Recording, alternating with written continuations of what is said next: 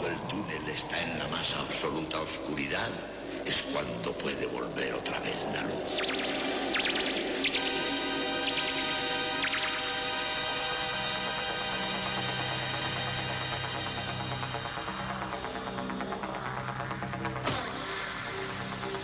Estás entrando en el espacio en blanco.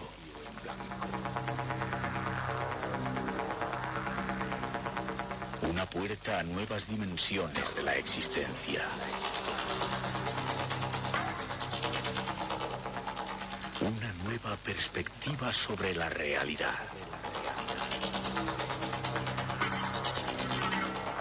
Espacio en blanco, blanco, blanco, blanco.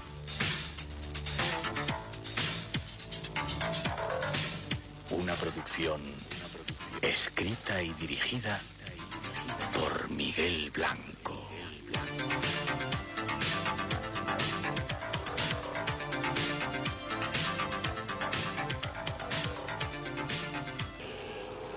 Espacio en blanco. Mucho más de lo que puedas imaginar. Y de las muchas cosas que nos enseñan a los turistas que están en esa región, en un radio de unos 50 kilómetros alrededor de Nazca, y que merece la pena ver. No son solamente las líneas, los pájaros o las figuras, los monos, las arañas que están dibujados y que solamente pueden ser vistos desde la altura de los dioses, desde muy alto, sino que hay muchas cosas más. Hay figuras geométricas, hay esferas de la que parten radios de manera matemáticamente calculada, hay hasta, bueno, figuras como un cóndor con un colibrí dentro, hay cosas sorprendentes y muchos astronautas, entre comillas lo de astronautas, pero muchas figuras extrañas. ¿Y lo vamos a poder ver? Yo creo que sí, claro. Sí. Bueno, esa es la segunda expedición, la de Egipto la tenemos totalmente completa. La segunda expedición a lo mejor a final de año, depende de vosotros, será tras las huellas de los extraterrestres. Sisto Paz ha prometido que nos va a llevar a algunos lugares y que va a preparar uno de esos encuentros que él hace en Chilca, llamando a las naves, que luego hasta aparecen y todo. Bueno, hay que ver. Nos montaremos en sus aviones para ver Ica y otro montón de lugares que hay alrededor, y seguramente nos iremos a la selva y al lago Titicaca, otro lugar fascinante para conocer. El lago Titicaca es uno de esos lugares llenos de misterios, tanto los que se ven como los que no se ven. Mira, yo estoy trabajando ahora en una historia fascinante, te la resumo en titulares porque es muy interesante. Un ingeniero en informática ha logrado encontrar una cosa muy curiosa en la que ha estado implicado en cierta manera Umberto Eco, el famoso semiólogo italiano. La historia consiste en lo siguiente: los aymaras, el pueblo que lleva habitando el lago Titicaca desde al menos 4000 años, utiliza un idioma, el aymara, que es fácilmente convertible en algoritmos informáticos. Es un idioma diseñado desde la base, desde un patrón lógico, es decir, se puede convertir en un sistema binario perfecto, y eso es algo que solamente ocurre con ese idioma en todo el planeta, como si los dioses, que fueron los que entregaron el idioma según las leyendas a ese pueblo que habita el Titicaca, lo hubieran entregado ya diseñado para ser convertible en un algoritmo informático. Y esto no es una entelequia. El ingeniero informático en cuestión, con el que he estado compartiendo varios días allá junto al lago, ha logrado convertir esto en un sistema de traducción simultánea, de tal manera que hoy ha desarrollado un programa informático que quiere vender evidentemente por muchos miles de millones de dólares, que es capaz de convertir simultáneamente del español al ruso, del español al inglés, del ruso al inglés, bueno, haciendo todas las combinaciones posibles, pasando siempre primero por el aymara. El tema casi pone los pelos de punta, porque las investigaciones que se están realizando en ese terreno indican lo que comentaba al principio, que el aymara es una lengua sintética. Curioso, iremos a verlo, esa es nuestra próxima expedición junto con Javier Sierra. Hoy hemos estado en una fiesta de Más Allá, se cumplían, yo eso no lo sabía, era una fiesta donde se ha reunido, bueno, unos cuantos colaboradores de Más Allá de este tiempo, se cumplían 10 años de la revista, celebráis 10 años de la revista. Sí, en marzo de este año cumplía la revista 10 años ya en los kioscos.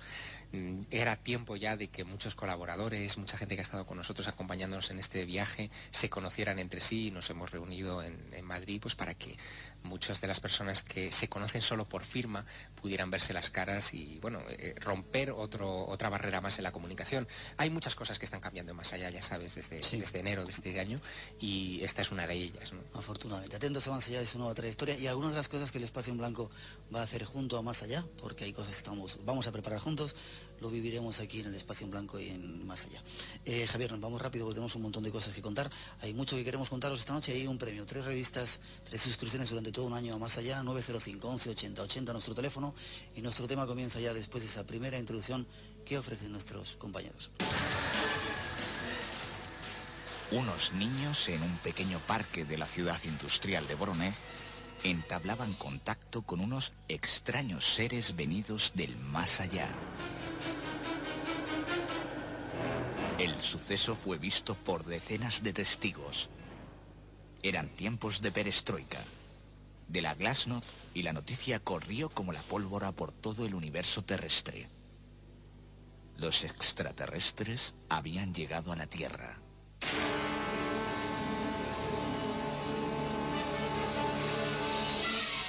Mientras, en Gran Bretaña salían a la luz extrañas formaciones, círculos y dibujos cada día más complejos en los trigales. ¿Señales de los llegados del cielo?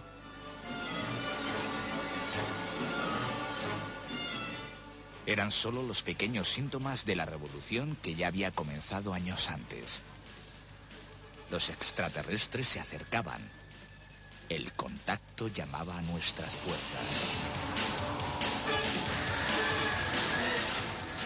Era uno de los misterios de la década, pero había más. Nuestro invitado nos cuenta.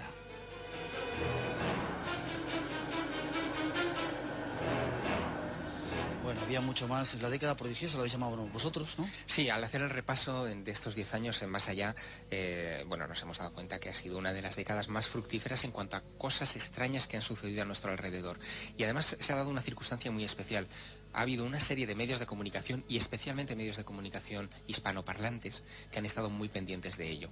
En cierta manera, parte de la responsabilidad recae sobre este programa, sobre el Espacio en Blanco. ¿Sí? Hombre, claro, ha sido testigo privilegiado de este tipo de historias. Yo recuerdo perfectísimamente cómo en el año 89, cuando sale la noticia del OVNI de Voronezh, Espacio en Blanco fue el primer programa que se puso en contacto con un corresponsal en Moscú. Qué buena memoria tienes. Por supuesto. En Radio Nacional estábamos. Exactamente, en Radio Nacional. Un compañero que dio toda la allí. crónica directa por primera vez de este asunto. Después irían los compañeros de Informe Semanal allá, rodarían un reportaje fantástico sobre el asunto. Pero Espacio en Blanco estuvo allí en primer lugar. Y además pasó una cosa muy curiosa, te la cuento porque es una anécdota que a mí se me quedó grabada a fuego. Esto sucede el 27 de septiembre de 1989, pero la agencia TASS no divulga la noticia hasta el 9 de octubre. El 9 de octubre era mi primer día de clase, del primer día en la Facultad de Ciencias de la Información. Yo había decidido dejar de investigar el fenómeno OVNI porque tenía que dedicarme a las cosas serias, a estudiar en la facultad y dejarme de los ovnis y todas estas cosas. Había mandado una carta circular a todo el mundo diciendo que los ovnis para el verano, que por favor solamente se pusieran conmigo en contacto para el verano. El primer día de clase yo voy a la facultad como un chico normal y corriente, regreso a mi colegio mayor en Madrid. Te machacaron. Y cuando entro por la puerta del colegio mayor, donde no me conocía nadie, se me acerca un chico con la cara desorbitada diciendo: oye, que acaba de aterrizar un platillo volante en Rusia. Bueno, a mí se me desencajó todavía más la cara y desde ese día no pude desengancharme de la investigación del tema. Fue como una pequeña señal personal. Sí, a veces pasan esas cosas. ¿Pero qué ocurrió en Voronezh? Porque mucha gente tiene una idea un poco equivocada, dicen que al final no fue verdad, que no apareció allí nada, que no aparecieron esos extraterrestres o esos seres extraños. ¿Qué pasó? En Voronezh aterrizó un objeto, sin lugar a dudas, una esfera grande, aproximadamente de unos 4 metros de diámetro. Toma tierra en un parque público de la ciudad, enfrente de unos niños que estaban jugando en ese momento. Los niños son los primeros testigos que observan el objeto, y como dos humanoides y una pequeña criatura, ellos la describen como una especie de robot, descienden de esa esfera, se aproximan a los niños y después retroceden y vuelven a subir dentro del objeto, que inmediatamente se eleva por encima de esta ciudad. Siempre se habló de los niños. De hecho, en las primeras noticias de la agencia TASS se hablaba de que también había varios testigos en una parada de autobús cercana al parque que fueron testigos de este asunto. Pero cuando Informe Semanal, que fue el primer equipo occidental que llegó hasta allá in situ para investigar este asunto, preguntó por los testigos adultos, los que se habían encargado de la investigación, que eran los miembros del ejército ruso, no quisieron nunca ponerse en contacto con los adultos, simplemente les dejaron acceder a los niños. Y los niños entregaron una información curiosísima, porque y seguro que esto lo recuerdas, y en España nos llamó mucho la atención, cuando uno de ellos dibujó el objeto, dibujó una especie de símbolo que para muchos de nosotros era familiar, una H con los brazos torcidos, o sea, los brazos exteriores torcidos hacia afuera, con una cruz en el centro, ¿no? Esto corresponde con el símbolo de una supuesta civilización infiltrada en la Tierra llamada Humo, que han estado mandando cartas desde los años 60, ¿no? Y que muchos pensábamos que era un fraude. Seguimos teniendo nuestras sospechas a este respecto. Pero aquel niño había dibujado ese símbolo que aparecía también en unas fotografías del año 67 sobre España. Despertó aquello una polémica tremenda y, bueno, el asunto sigue sin estar zanjado porque buena parte del expediente Vorónezh fue investigado por militares y cuando se ha reclamado, aún después de la caída de la perestroika, bueno, con la llegada de la perestroika y la caída del régimen comunista, ese archivo en concreto no ha podido salir a la luz, ni siquiera, y es curioso, en la venta indiscriminada de archivos del KGB que se ha producido en estos últimos años, y entre ellos se ha vendido mucho informe OVNI, este archivo no ha aparecido.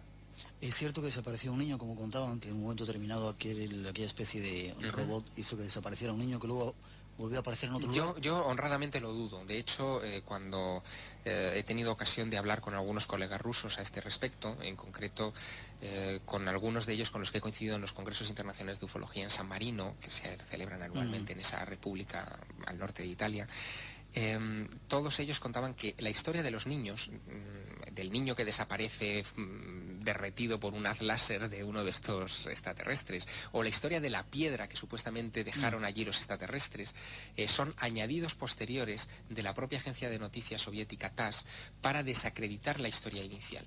Ellos divulgan la noticia del OVNI de Vorónezh como una más de las noticias de cosas raras que están sucediendo en ese momento en Rusia. Se hablaba del Yeti en los Urales, se hablaba de seres sin cabeza en otros lugares de la región, en Perm en concreto, y se hablaba, por supuesto, de muchas observaciones de OVNI, sobre todo del territorio soviético, pero nunca pensaron que el aterrizaje de un OVNI en un parque público pudiera tener la repercusión internacional que tuvo aquella información. Si lo recuerdas, lo dio Televisión Española en los informativos de las 3 de la tarde, lo dieron todas las cadenas de televisión. Exacto, en aquel momento todavía las privadas no estaban en funcionamiento. Lo dieron todas las grandes emisoras y medios de comunicación de este país, lo dieron los periódicos, destacándolo. Fue portada de varias revistas. Yo recuerdo una portada de Tiempo dedicada a este asunto. La revista Conocer, entonces de divulgación científica, también dedicó una portada a este asunto. Todo el mundo se ocupó de ello. Y inmediatamente se empezó a ridiculizar el asunto por el miedo que dio que de repente un país tan vasto, tan enorme como la Unión Soviética reconociera que los ovnis estaban aterrizando en su territorio. Lo cierto es que algo pasó allí, ¿no? Bajó algo, sí, una esfera. Sin lugar a dudas, incluso quedaron restos radiactivos que fueron medidos durante muchos meses con posterioridad. Quizá fue una de las pruebas de que están aquí, de que han llegado y se están mostrando. Una de las muchísimas, Miguel. De hecho, el asunto de los ovnis, de los aterrizajes de ovnis, de los encuentros con humanoides, es algo que viene acompañándonos desde hace muchísimo tiempo. Otra de las grandes noticias de esta década, indudablemente ha estado relacionada con el asunto Roswell, otro de esos grandes casos de la ufología no adelantes todavía, que comentaremos después. Una nueva experiencia de comunicación.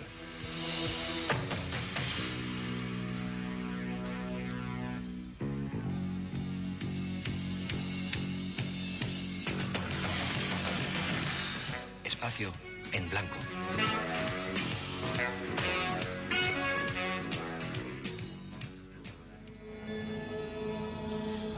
Muchos eso era una prueba de que estaban por aquí. Para mucha gente, otro tema extraño, que yo no sé si coincide un poco en las fechas. Coincidió, sí. Son los famosos círculos que aparecían en Inglaterra, que luego se han, desperdigado por casi todo el planeta y que a pesar de lo que la gente cree, siguen apareciendo constantemente en este tiempo, ¿verdad, Javier? Sí, después de que hubiera una furibunda campaña en contra de los círculos de Gran Bretaña, especialmente hacia el año 93, diciendo que todo era... Atentos a esta información, porque mucha gente cree, discúlpame, que fueron dos viejitos, exacto, dos ancianos que estaban ya retirados y que no tenían otra cosa que hacer, los que se dedicaban a hacer esos círculos. Mentira. Mentira. De hecho, uno de ellos murió en el año 96 y los círculos siguieron apareciendo cada vez de manera más compleja y más rara, incluso en campos que eran vigilados constantemente. A partir del año 93 se crea una psicosis en Gran Bretaña por este asunto de los círculos. Se comienzan a vender camisetas a los pubs londinenses tanto de la ciudad de Londres como de los alrededores de Wiltshire, que es la comarca, el condado donde se producen estos círculos.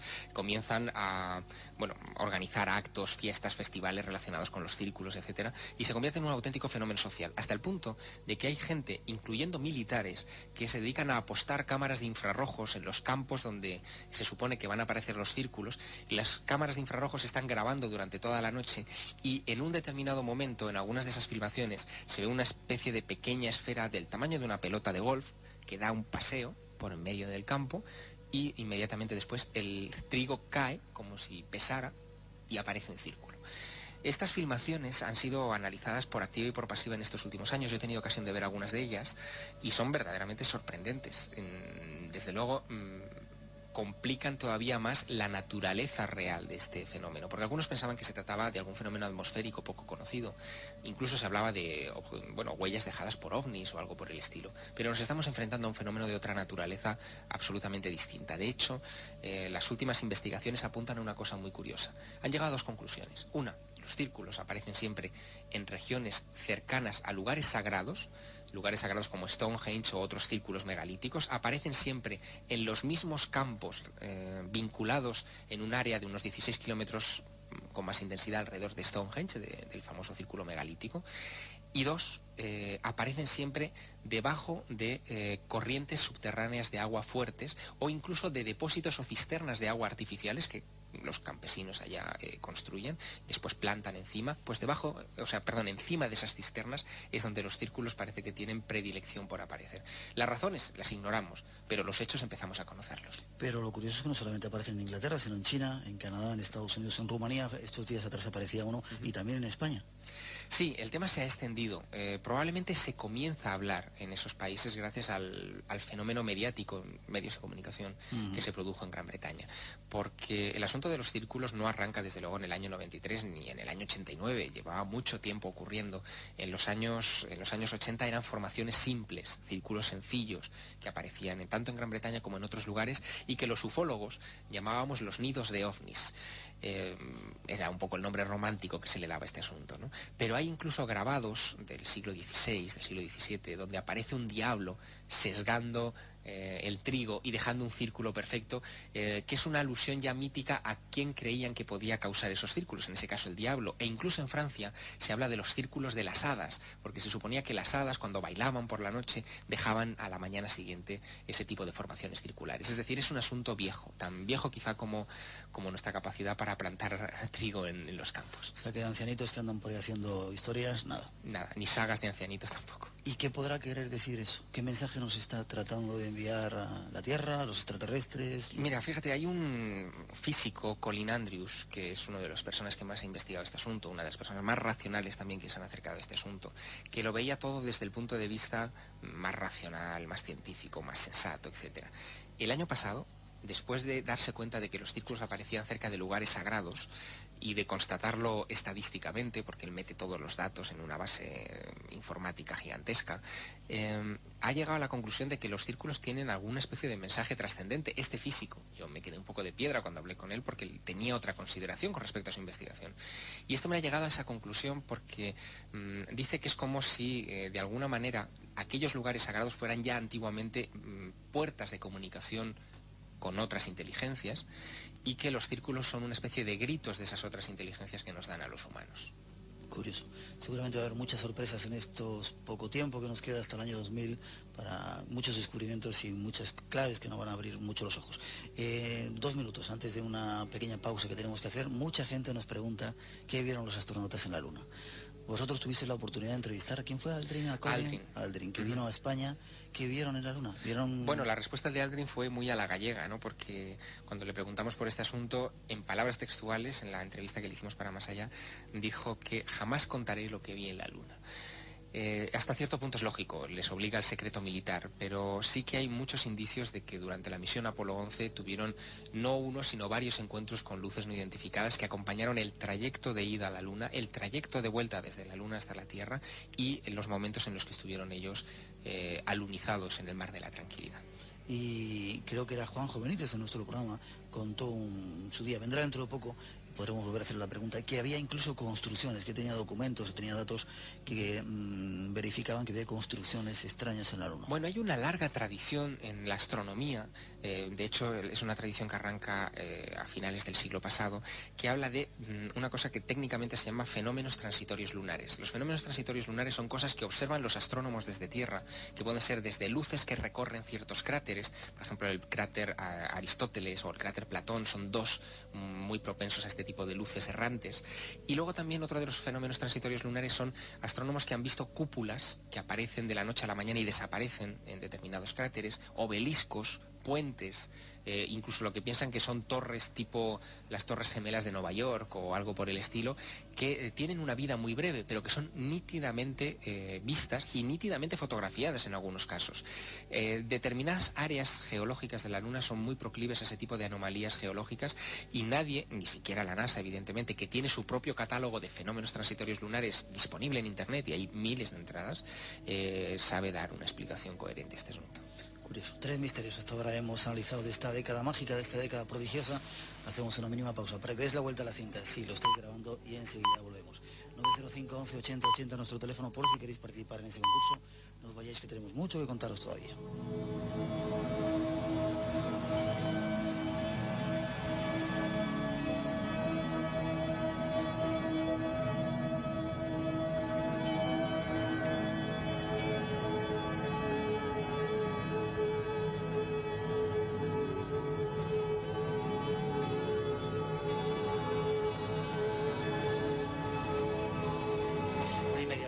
Supongo que habéis dado la vuelta a la cinta 12:30 de las Islas Canarias. En mayo de 1990, tengo aquí la revista Más Allá, donde habéis hecho una especie de resumen. Habláis de los fenómenos paranormales en el Palacio de Linares. Madrid se vio llena de fantasmas y también esa información saltó a todos los medios de comunicación y todo el mundo, como loco, hablaba de que había fantasmas. Fantasmas hasta de carne y hueso. Bueno, yo no digo nada. ¿Qué pasó o qué pasaba en el Palacio de Linares? Fue otro fenómeno de masas.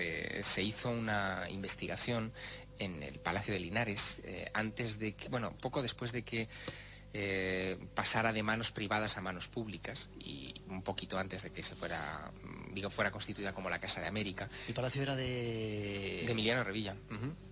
De los chorizos, ¿esos famosos? Sí, exactamente. Chorizos Revilla. Pues se hizo una investigación de tipo paranormal dentro del palacio que se permitió, porque había cierta tradición de que allí ocurrían fenómenos extraños, oían ruidos, se escuchaban voces extrañas, los perros de los servicios de vigilancia no entraban en determinadas habitaciones, etc. Y la investigación se filtró a los medios de comunicación y hubo una auténtica avalancha de curiosos que se lanzaron contra las rejas del palacio, entraron dentro del palacio para tratar de encontrarse con estos fantasmas, etc. Y se grabaron algunas psicofonías de una supuesta hija de los marqueses de Linares, Raimunda, exacto, algunas de ellas, de esas psicofonías bastante procaces, que trascendieron también a los medios de comunicación y se convirtieron en una especie de, ¿cómo te diría yo?, de folclore en el mentidero de la corte, ¿no? Una cosa así como muy poco seria aparentemente. Pero después vinieron algunos investigadores serios que entraron también dentro del palacio, hicieron sus averiguaciones y llegaron a la conclusión de que efectivamente algunas zonas del palacio eran propensas a los fenómenos extraños. Por ejemplo, había bajadas de temperatura fuertes. En los barridos fotográficos que hizo, por ejemplo, el equipo del padre José María Pilón, aparecieron imágenes extrañas que al ser analizadas y al ser pasadas por ordenador revelaban que tenían densidad, y una especie de bolas luminosas que tenían densidad, tenían tridimensionalidad y sin embargo no eran vistas o nunca fueron vistas por el ojo humano. Aparecieron una serie de síntomas de que efectivamente allí había algún tipo de actividad paranormal. ¿Qué ocurre? Cuando se instala ya la Casa de América, los propios responsables de la Casa de América quieren quitarse de en medio ese halo fantasmal del palacio, se niegan a hacer ningún tipo de declaración, de permitir el ingreso a periodistas o a personas curiosas o relacionadas con este asunto, y se trata de ocultar este asunto. Pero por fuentes bien informadas a las que hemos acudido, tanto a través de la revista como a través de otras personas, sabemos que en ocasiones, cuando se han hecho, por ejemplo, recepciones a jefes de Estado o a personas importantes en la Casa de América, cuando los servicios de seguridad han llevado perros para inspeccionar el lugar y tratar de averiguar si hay explosivos o si hay algún tipo de anomalía, etcétera, los perros han seguido registrando el mismo temor a entrar en las mismas habitaciones que tuvieron hace algunos años, en esa época en la que el Palacio de Linares estaba en ruinas prácticamente. Es decir, el fenómeno al que los animales desde luego parecen ser más sensibles, sigue ahí de una u otra manera. O sea que a ver los haylos. Los hay ahí, los hay también en el Museo de Arte Reina Sofía, donde también ha habido una larga tradición de fenómenos extraños en ese inmueble, y los hay en una serie de inmuebles históricos que han sido mal investigados en estos años porque generalmente no se dan facilidades para hacer unos trabajos en serio en este asunto. También hay muy poca gente capacitada, eso también hay que decirlo, que esté preparada para investigar esto como Dios manda. No es aquello de llegar allí y hacer una especie de conjuro o echar sal en las esquinas. No tiene nada que ver con esto. La investigación paranormal es mucho más seria que todo eso. Hace poco, yo creo que era esta semana, hablábamos con los ángeles de Paiporta, cuatro jóvenes que en Valencia afirmaban contactar con ángeles, nos contaron parte de su historia, volvemos a contar parte de su historia, pero ¿qué pasa ahora con ellos? Es otro de los misterios que ocurría en esta década prodigiosa, en el 89, en octubre. ¿Sabes algo? Bueno, el tema de los ángeles, fíjate, aparecieron en esa época, en el año 89-90, mucho antes de que el asunto de los ángeles en general se pusiera de moda. Ha sido una de las grandes modas también en estos años. En Estados Unidos, los libros sobre ángeles alcanzaron los primeros puestos de ventas en las listas de los grandes periódicos. En España no llegó a ser tan impactante el asunto, pero tuvo también su eco en medios de comunicación, y lo inauguraron evidentemente estos 4 chavales que en Paiporta, en Valencia, dijeron haber tenido encuentros con unos ángeles de aspecto perfectamente humano, que vestían camisa y pantalones vaqueros, que les abordaban en un bar, el Bora Barranc de allá de Paiporta, y les dictaron un libro que ellos llamaban el libro de las 2000 páginas. El gran desacierto de aquellos chavales en aquella época fue dar una serie de profecías a corto plazo para el año 93, 92, etcétera, como por ejemplo la muerte del Papa, o que ocurrirían grandes descalabros en la bolsa de Tokio, etcétera, que en ese momento en absoluto se cumplieron. Y eso les restó en un principio credibilidad. Pero paralelamente surgieron otras historias de ángeles de aspecto humano, no ángeles con alitas, ni esta imagen bucólica que tenemos o romántica, que a mí particularmente me desconcertaron. Por ejemplo, y esa ha sido una de las grandes investigaciones en las que he estado envuelto en esta década, investigando el caso de una monja de Soria llamada María Jesús de Ágreda, que tenía la capacidad de bilocarse, de estar en 2 lugares a la vez, contemporánea de Felipe IV. En sus diarios, ella cuenta como en una determinada ocasión 2 personajes de aspecto perfectamente humano, que ella llama ángeles, entran dentro de su celda de clausura en Soria, la sacan del convento, la sientan en un trono encima de una nube y se la llevan volando hacia América. En ese vuelo, que es un vuelo muy rápido, instantáneo, se cubren 11.000 kilómetros muy rápidamente, ella tiene la ocasión de ver fenómenos como por ejemplo una tormenta vista desde encima de las nubes, o cómo cambia la posición del sol con respecto a la Tierra mientras uno va volando hacia el hemisferio americano. En fin, da una serie de detalles que solamente una persona que volara hoy en un avión de pasajeros pues se daría perfecta cuenta de ello. Y todo eso lo recoge en un libro inédito, que el manuscrito está en la Biblioteca Nacional de Madrid, que se titula Tratado de la redondez de la Tierra, donde da cuenta de todo este asunto y de esos ángeles de aspecto humano, de carne y hueso, de los que esta monja hablaba en el siglo XVII y de los que los ángeles de Paiporta hablaron a finales de este siglo. Esa historia de la Sor María de Ágreda te sirvió para escribir La Dama Azul. La Dama Azul, efectivamente. ¿Por qué edición vas? Editado por Martín de Roca, uno de tus últimos libros. Sí, exactamente, pues va por la segunda edición y subiendo, dicen. Nos alegramos. Otro de los misterios. Hay muchos más misterios que queremos analizar en los próximos minutos que nos quedan. El teléfono, por si queréis intervenir en ese concurso que tenemos esta noche, 905 11 80 80. Ahora está tranquilito, podéis aprovechar y vamos con más misterios después de esa introducción que ofrecen nuestros compañeros.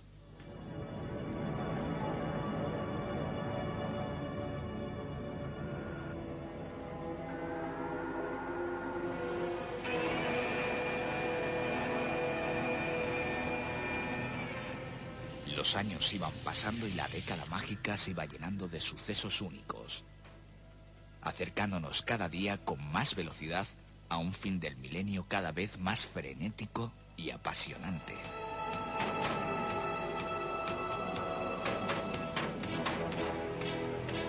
En ese tiempo, el ejército español desclasificaba los informes secretos sobre expedientes X.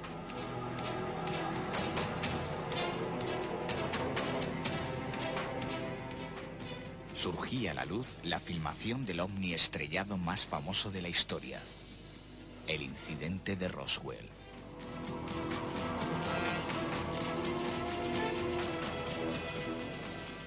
En todo el mundo, las representaciones de la Virgen, sus cuadros y esculturas, se ponen a llorar sangre.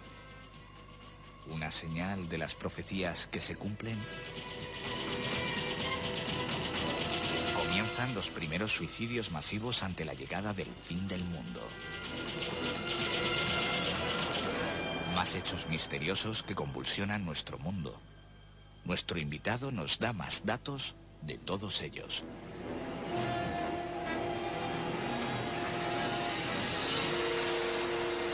Tendríamos que dedicar 5 o 6 programas o mucho más seguramente a todos los misterios, todos los fenómenos que han pasado en esta década, ¿verdad, Javier? Muchos más. Seguramente. Rápidamente, el Ejército Español desclasifica información secreta, expedientes X, bueno, algo que muchos hemos perseguido. ¿Cuáles son los más importantes que prueben, bueno, que algo está pasando? Bueno, lo que prueban los documentos desclasificados a partir de octubre de 1992 por el Ejército del Aire Español es que nuestras Fuerzas Armadas han estado investigando el fenómeno OVNI desde los años 60, que lo han investigado en unos pocos casos, muy pocos, en profundidad, y que no nos han contado todo lo que tienen. Eso se demuestra en casos como, por ejemplo, el del famoso incidente en Manises, que ocurrió en noviembre de 1979, obligando a aterrizar un avión de pasajeros con 109 personas a bordo. Eso fue un caso tremendo, ¿eh? En Valencia, del que vamos a cumplir el próximo noviembre el 20 aniversario. Habrá que hacer algo especial para ese momento. Lo teníamos pensado. Bien, porque lo merece. Ese caso fue muy bien investigado. De hecho, el objeto no solamente se limitó a perseguir ese avión de pasajeros, sino que se quedó estático sobre Valencia durante más de una hora. Un avión de combate de la base aérea de Los Llanos persiguió a ese objeto durante 90 minutos sobre espacio aéreo nacional, y el informe del piloto, que hoy ya está retirado, ese piloto llegó a ser teniente coronel y está fuera de servicio. El informe de ese piloto no ha sido jamás desclasificado, y en ese informe se contaban cosas tales como que ese objeto no identificado, que volaba 3 veces la velocidad del sonido delante del Mirage F-1 de las Fuerzas Aéreas Españolas, no emitía ni gota de calor.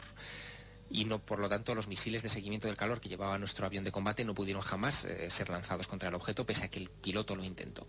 Eso quiere decir que esa tecnología inteligente, que es capaz de desarrollar un motor que no emite calor, es una tecnología no humana. Nosotros no hemos sido, y menos en el año 79, capaces de desarrollar una máquina de esas características y que se comportara inteligentemente. Otro caso interesante ocurrió en 1976 en Galdar, cuando una esfera semitransparente con 2 humanoides a bordo de tamaño considerable enfundados en unos monos rojos interrumpen una carretera en la que un taxista acude, con un médico a bordo, acude a socorrer a una emergencia médica. Esa esfera detiene desde luego el rumbo del taxista, que ven todos los ocupantes del taxi esa esfera se eleva, es vista por una fragata del ejército, se inicia su siguiente investigación, se amenaza a los testigos para que no hablen, y toda la información relativa a ese caso apareció hace poco también en los archivos del Ejército del Aire. Es decir, en este país no solamente se han visto ovnis, sino que el ejército investigaba aterrizajes, ha ocultado pruebas sobre ellos y ha amenazado a testigos en el pasado. Hay casos curiosos de persecuciones de ovnis con aviones.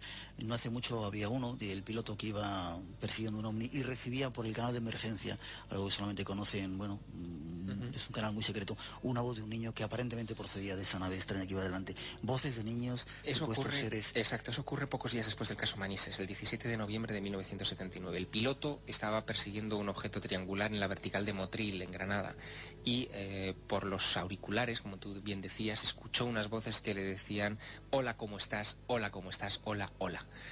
Eran unas voces de niños, como un coro. El piloto se asustó, abandonó la persecución inmediatamente, y pese a que el Ejército del Aire reconoce ese incidente y aparece en uno de los documentos oficiales, no está el informe por ninguna parte. Incluso un ovni acompañó un año después el avión presidencial del entonces presidente del gobierno, Adolfo Suárez, de regreso de un vuelo oficial a Alemania, y el propio Suárez también fue testigo de este asunto, y ese informe tampoco está desclasificado.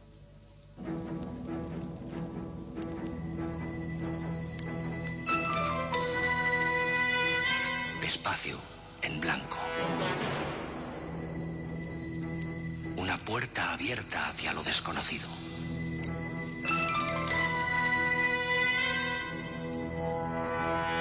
Entra con nosotros.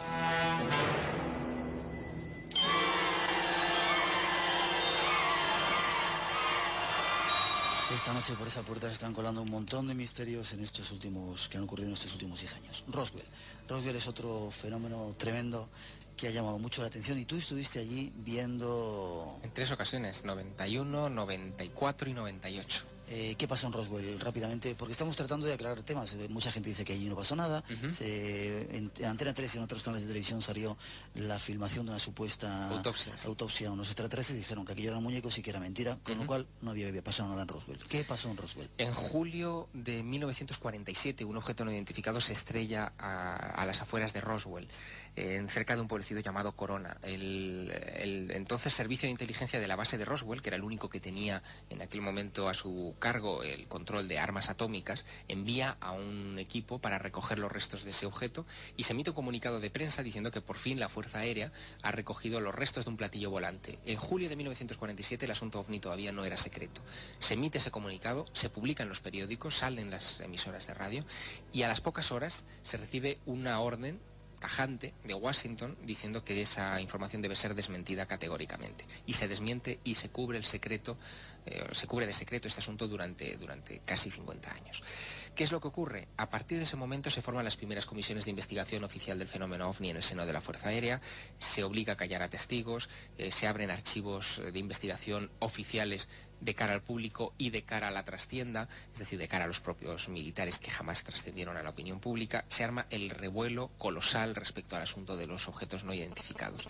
Y Roswell es el punto probablemente de partida de todo ese asunto. A partir de ahí el caso casi se olvida hasta que en los años 80 se empieza a recoger información porque testigos que habían participado en la recuperación de ese objeto o que habían sido amenazados por los propios militares se sienten ya liberados y comienzan a hablar. Comienzan a narrar cómo fueron presionados para no contar determinadas informaciones, cómo se les quitó pruebas que ellos habían recogido del objeto no identificado estrellado en Nuevo México y comienzan a aparecer los testigos que hablan de cadáveres asociados a ese accidente. Y en el año 95, coincidiendo casi con los 50 años del caso Roswell y con la casi forzosa desclasificación de esta información, en Estados Unidos la información secreta vence, digamos, caduca a los 50 años, aparece una filmación extrañísima donde se supone que se está practicando la autopsia a uno de esos tripulantes del objeto de Roswell. Surgen todo tipo de polémicas. El personaje que aparece en la filmación, que es diseccionado en la filmación, no se corresponde con lo que dicen los testigos. Los testigos hablan de un ser de 1,20 aproximadamente de estatura, gran cabeza, 4 dedos muy alargados, complexión débil, y allí aparece una persona o un ser gordo de más de 1,20 m de altura, de la cabeza no tan grande, o sea, no tan desproporcionada como lo que decían los testigos, de 6 dedos. Y por lo tanto comienzan a aparecer ahí muchas contradicciones. Y la opinión pública termina asociando la película de la filmación con el caso Roswell cuando probablemente no tienen nada que ver entre sí. Y cuando se desprecia o se demuestra, que no se ha demostrado todavía, es curioso, que la película sea un fraude, a la gente asocia el fraude o el presunto fraude de la película de las autopsias con el fraude del caso Roswell, cuando el caso Roswell desde luego ocurrió, hasta el punto, y aquí me enrollo porque es un caso así como muy colosal, hasta el punto de que la Fuerza Aérea ha emitido ya 3 informes sobre el caso Roswell, cosa que no ha hecho jamás con un caso antiguo, ni de ovnis ni de no ovnis, o sea, jamás han hecho una revisión tan exhaustiva. Uno de 30 páginas, otro de 200 y pico páginas, y otro de más de 800 páginas que parece una agenda de teléfonos, una guía telefónica, donde se cuentan muchos pormenores de este asunto y no se aclara nada. O sea que algo pasó en Roswell y quizá la táctica que utilizan también los gobiernos es dar diferentes informaciones, decir que una es mentira para que la gente se olvide de la primera información que surgió. Esto además lo hemos estudiado muy bien en el Espacio en Blanco. Yo recuerdo aquellos programas del año 89 donde Enrique de Vicente, Salvador Freixedo y otros contertulios analizábamos la estrategia de la desinformación, de la intoxicación por parte de los servicios de inteligencia de las Fuerzas Armadas de los Estados Unidos y de otros países. Y ya entonces, en el año 89, dimos muchas de las claves que hoy en día se han cumplido casi matemáticamente.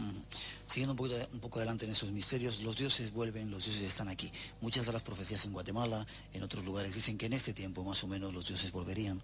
está ocurriendo. En Egipto se están dando descubrimientos portentosos y asombrosos cada 2 días, como si nos estuvieran preparando para algo tremendo que está a punto de ocurrir. ¿Vuelven? Vuelven, o quizá nunca se han ido. De hecho, una de las grandes preocupaciones en esta década, y de mis grandes preocupaciones personales también, ha sido la investigación de las civilizaciones desaparecidas, de lo que sabían y de, sobre todo, por qué lo sabían, quién se lo enseñó. Porque todos ellos, todas estas culturas, sea en Egipto, sea en Sudamérica, sea en Oriente, todos ellos hablan de dioses instructores, de gente bajada del cielo que les entregaron esa información. El caso es increíblemente paradójico, ¿no? En Egipto, por ejemplo, se habla de que Imhotep, el arquitecto de Zoser, el faraón de la tercera dinastía que construyó la pirámide escalonada, Imhotep recibió del cielo instrucciones en un libro en las que se le decía cómo tenía exactamente que construir las pirámides. Las pirámides tienen una serie de reglas matemáticas que son absolutamente prodigiosas y que ese Imhotep supuestamente recibió en un libro de instrucciones del cielo. Otros grandes constructores de templos, es un tema en el que yo estoy trabajando en este momento con bastante intensidad, como por ejemplo Ezequiel recibe de Yahvé instrucciones sobre cómo debe construir, y esto se cuenta en la Biblia, cómo se debe construir el templo de Yahvé, el templo de Salomón, el que después sería el templo de Salomón. Hiram, el arquitecto del templo de Salomón, también recibe ese tipo de instrucciones de los dioses. Es como si estos dioses de la antigüedad tuvieran una serie de conocimientos arquitectónicos, matemáticos, de proporción, y los entregaran a los humanos, que los recogen de esa manera en las leyendas y los plasman en estos edificios sorprendentes.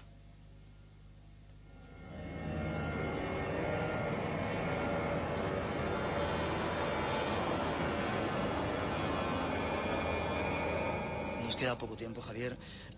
Otro de los temas que vosotros resaltáis en este informe son imágenes de la Virgen que llora, lágrimas de sangre en Italia, pero es un fenómeno que se repite por otros lugares, y no solamente imágenes de vírgenes, sino de otras culturas, de otros ritos, están llorando, quizá por algo que está a punto de ocurrir, por algo que ocurre. Bueno, en 1995 sale en todas partes la noticia de que en Civitavecchia, un pueblecito cercano a Roma, cercano al aeropuerto de Roma más concretamente, una virgen venida de Bosnia comienza a llorar. Esa es la primera información que se publica. En los próximos meses del año 95 son decenas las figurillas de la Virgen de diversa procedencia en toda Italia que comienzan a llorar sangre. Incluso en España alguna también comenzaría a llorar un tiempo después. Esto plantea muchos problemas, porque si se examina desde el punto de vista apocalíptico, esto se entiende como una señal de que algo no va bien y que la Virgen manda esa señal a través de lágrimas de sangre de que los humanos debemos corregir algún tipo de comportamiento. Si se analiza desde un punto de vista paranormal, estamos hablando de que ahí hay una sangre, quizá un aporte, es decir, algo que el sensitivo o un sensitivo que esté cerca de esa imagen es capaz de proyectar sobre la estatua y parece que llora, cuando en realidad no llora, sino que es una imagen, o sea, una sangre que se materializa allí. Y ahí es donde surgen las contradicciones. La Universidad de la Sapienza de Roma analizó la sangre de la Virgen de Civitavecchia y encontró que la sangre de la que no pudo determinar el RH era sin duda sangre de varón, cosa extrañísima, pero apareció en esos análisis de sangre de la Sapienza. Y cuando la ciencia interviene en este tipo de asuntos es cuando comienzan a surgir así los datos más sorprendentes, ¿no? Tremendo. Otro de los temas que no tenemos mucho tiempo para hablar de él, que tiene que ver un poco con la Iglesia, es el mensaje oculto de la Biblia. Estuvo en nuestro programa varias veces Bruno Cardeñosa, trabaja con vosotros también y compañero nuestro. Algo sorprendente el mensaje oculto que hay ahí, teóricamente con un montón de profecías que se están cumpliendo y que dan avisos claros, escritos hace miles de años. Casi tiene que ver, o casi está emparentado con esto que hablábamos de la Aymara y el código informático encriptado en esa lengua del altiplano boliviano, ¿no? Porque esto se refiere también a algo que está encriptado, pero en los 5 primeros libros de la Biblia, en el Pentateuco y en la versión hebrea del Pentateuco. Los hebreos, los judíos, tienen especial obsesión porque la Torá, y esto se ha copiado así durante generaciones, todos los rollos de la Torá se copian milimétricamente. Es decir, si hay una errata, ese rollo de la Torá ya no sirve. Y esto parece que obedece a una obsesión porque esa Torá encripta algo. Y evidentemente si hay una errata se va al traste el mensaje. Y lo que encripta, después de ser descodificado por ordenador, parece que son fechas o parece que son profecías inminentes, algunas algunas hablan incluso bueno, pues de este próximo eclipse que parece que va a ser el gran acontecimiento de los próximos meses, o de profecías un poco más catastrofistas sobre el fin de los tiempos. Pero yo creo que no hay que temer a ese asunto. Yo siempre soy muy optimista a ese respecto y, bueno, como tú, también soy de los que cree que las profecías están para no cumplirse precisamente. Yo quería terminar un poco con eso, con las profecías, pero paralelamente hay multitud de grupos, ya lo hemos sufrido desgraciadamente, que están suicidándose, quizá, o algunos por temor a ese año 2000, a esa apocalipsis que llega, otros se quitan la vida para irse con naves extraterrestres. Ha desaparecido un grupo en Colombia en estos días, que 60 personas que no se saben dónde están, que teóricamente iban al encuentro con seres extraterrestres. Sectas apocalípticas es otro de los misterios que hay también en este tema. Mira, hoy comentaba con una persona que está muy entregada a la investigación y relacionada con el folclore japonés, que comentaba que en Japón en estos momentos los libros de máxima venta, y aparecen todos los periódicos japoneses, son los que tienen que ver con Nostradamus. Y esto ha causado tal sensación que la policía japonesa y las autoridades japonesas están muy preocupadas por este fenómeno, porque claro, estamos muy cerca de esa fecha del 11 de agosto, que parece ser la de la llegada del rey del terror que profetizaba Nostradamus en una de sus cuartetas para el año 99, ¿no? Y piensan que quizá algunas sectas apocalípticas puedan actuar entonces en el país del sol naciente. Hay mucha preocupación, evidentemente, a este respecto. De hecho, más allá, no somos ajenos a este asunto, y próximamente, la próxima semana, vamos a publicar un número especial dedicado solamente al eclipse y a todas estas profecías que tienen que ver con el asunto, porque creemos que el asunto es de extrema importancia. Lo leeremos, vamos a vivir ese eclipse seguramente en Jordania, en el desierto de Wadi Rum o en Petra, lugares fascinantes que vamos a visitar. Y recientemente estuvimos en Jerusalén y es tremendo las medidas de seguridad que tienen allí, porque están temiendo que, bueno, grupos radicales vayan a hacer algo extraño con respecto a ese templo de Salomón. Tiene que volver a destruirse porque falta la profecía de destruir el templo, la mezquita que está construida encima del templo, y que ellos puedan reconstruir de nuevo el templo. Sí, bueno, allí se burlaban mucho de que todos los años llegaban entre 20 y 30 Jesucristos todos los años al aeropuerto de Ben Gurión en Tel Aviv, y después se iban hasta Jerusalén para predicar. Pero este año no van a ser 20 o 30 Jesucristos, este año pueden ser muchos cientos de Jesucristos, o de personas que creen encarnar algún tipo de profeta bíblico, o que incluso lleven sus grupos de apóstoles, etcétera, hasta allá, y que pueden causar serios incidentes, claro. 11 de agosto 99, la fecha predicha por Nostradamus. ¿Cómo nos preparamos para allá, Javier? Y con ello terminamos hoy. Pues yo creo que nos tenemos que preparar para un gigantesco e importante fenómeno astronómico, probablemente único, bueno, es único en este final de siglo, y que tiene el aliciente de que fue pronosticado efectivamente por profetas como Nostradamus, pero quizá cuando Nostradamus se refiere al rey del terror, no estaba más que refiriéndose al método o al modo en el que los antiguos profetas se referían a los eclipses. Les llamaban así los terrores, no por nada, sino porque no se sabía a qué causas exactamente se obedecían, no porque hubiera una profecía apocalíptica detrás. Y lo que hay que hacer es, bueno, protegerse bien la vista con buenos filtros solares para no quemársela, porque eso también tendría algo de apocalipsis en cierta manera. Y disfrutar de ese espectáculo. Disfrutarlo. Y de este tiempo quizá que es uno de los más apasionantes de la historia. Es el tiempo del que más se ha hablado desde hace siglos, es decir, prácticamente desde que vencimos el primer milenio hasta ahora, ha sido precisamente esta la fecha de la que más se ha hablado en todos estos últimos 10 siglos, y somos testigos privilegiados de ello. Tenemos mucha suerte de estar viviendo esta época.